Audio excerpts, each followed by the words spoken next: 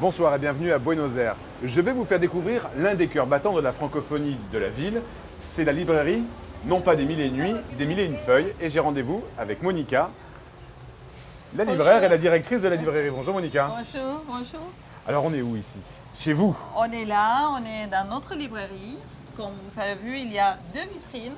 Il y a une qui est en français et l'autre en espagnol. Et c'est la seule librairie qui reste à Buenos Aires. Et voilà, on est à côté de l'Alliance française, dans la rue Avenue Córdoba, que c'est une rue centrale. C'est le micro-centro de Buenos Aires. Depuis quand cette librairie a été... Oui, on peut fermer la porte, parce que c'est très bruyant hein, dans la rue. On est en plein cœur de Buenos Aires, alors que la nuit tombe.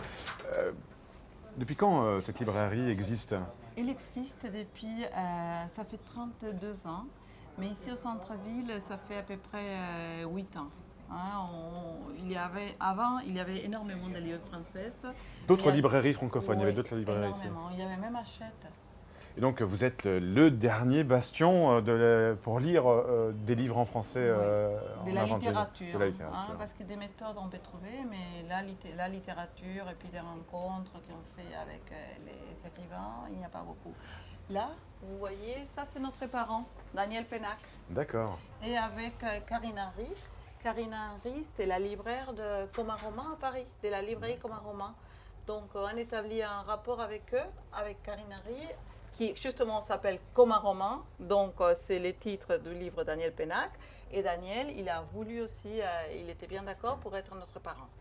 Qu'est-ce qu'on trouve dans votre librairie? Quel type d'ouvrage on trouve? Vous avez dit de la littérature d'abord. De la littérature, on trouve de la littérature française. Donc bien sûr, vous trouvez la plupart des auteurs sont français, africains. Il y a aussi des étrangers. Vous trouvez de la littérature traduite latino-américaine. Il y a aussi quelqu'un qui est une Argentine, mais a écrit son premier ouvrage en français, parce qu'elle est partie exiliée en France, s'appelle Laura Alcoba, qui a été publié justement. Donc ça, c'est le rayon... C'est le rayon latino-américain. Hein? En Là, français. il y a le policier. Là, vous en avez aussi des livres de photos, hein, parce qu'il y a énormément de gens qui cherchent des livres d'art. Photographie, vous trouvez du théâtre, de la poésie. Ici, vous en avez des tables où vous en avez des livres, quelques suggestions, des sciences sociales, de la BD, des livres pour les enfants. On a beaucoup de livres pour les enfants. Ici, devant, vous en avez énormément aussi. Là, les parents, ils apprécient beaucoup les livres pour les enfants.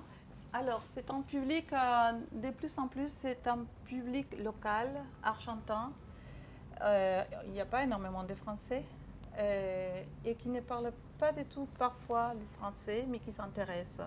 Donc, c'est à nous justement de donner les goûts pour la littérature, savoir qu'est-ce qu'on peut adapter pour ces enfants. C'est très important le travail des relais.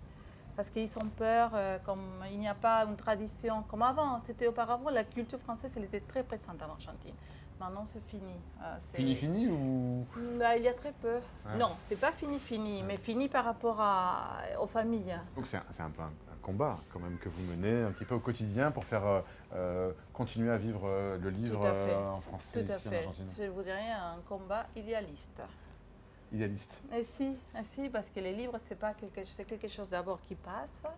Hein, la littérature classique reste, mais le reste, on est toujours censé d'être autant, de savoir qu'est-ce qu'il y a, qu'est-ce qu'on lit, d'être en rapport avec la France. Ça, c'est toujours. Pour résister, pour rester encore vivant et riche, il faut toujours ces ponts culturels avec la France. Là, mon ami libraire, Karine Henry, m'a dit, écoute, de toute la librairie, les livres que je te conseille, c'est celui-là. Femme désirée, femme désirante. Ça, c'est pour passer un message entre les femmes et quand on a des enfants femmes, justement. Aujourd'hui, c'est le jour de la femme Oui. au monde, à Buenos Aires aussi. Donc voilà, ça, c'est un livre qu'on conseille. Hein. Là, par exemple, il y a Boris Cyrulnik. Je me souviens. Là, il va venir d'ici un mois. D'accord. Donc, Où est-ce que vous organisez les rencontres? ici, on bouge les tables, on met les chaises. Vous avez vu dans la photo, il y a Daniel Pénac. Justement, on fait une mise en scène. Une mise en scène. Donc, là, il y a Manuel, c'est un libraire et il a l'habitude aussi de bouger les tables, de préparer tout. Oui, parce que c'est pas très grand. Hein, comme Non, espace. c'est pas très grand, mais si vous avez vu bien sur la photo, il y a quand même, c'est rempli. Et on a une autre librairie. Celle-ci, c'est plus petite, et on a une autre librairie dans un quartier de Belgrano. Alors, qu'est-ce que vous auriez envie de dire à des gens de passage ou des gens qui vivent déjà à Buenos Aires pour leur donner envie de venir vous voir ici dans la librairie?